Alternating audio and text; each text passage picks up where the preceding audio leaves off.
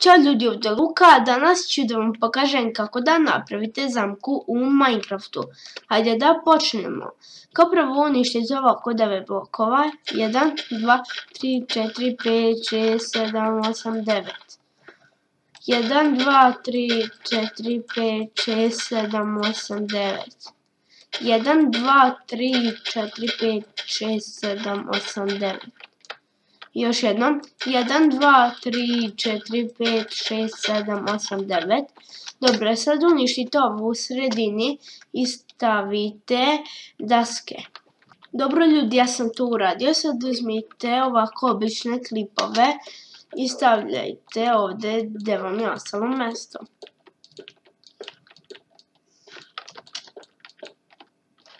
Evo još malo.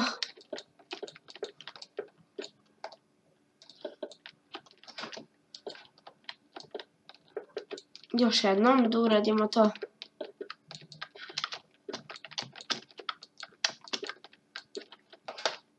Dobro, sada uzmite daske. Ovako stavite 3, uništite ova 2 i stavljajte iznad klipova.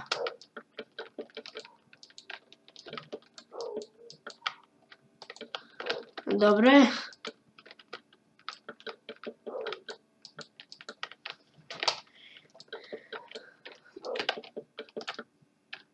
Evo još jednom. Dobro ljudi, sad popunite ovo. Dobro ljudi, ja sam to popunio, sad uđite unutra. Dobro, stavite ovako drvene ili gvozdene potisne ploče.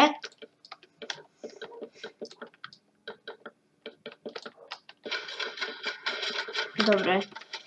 Sada ovako uzmite staklo i stavljajte ovako staklo.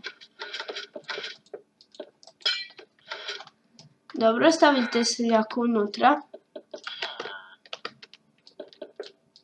Zagradite ga.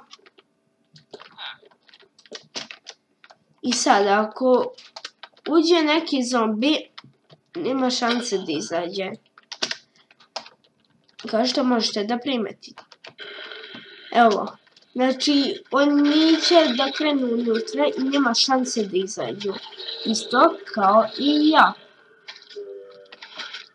Ljudi, to bi bilo to što se tiče ove epizode. Obavezno like, share i subscribe. Vidimo se uskoro. Ćao!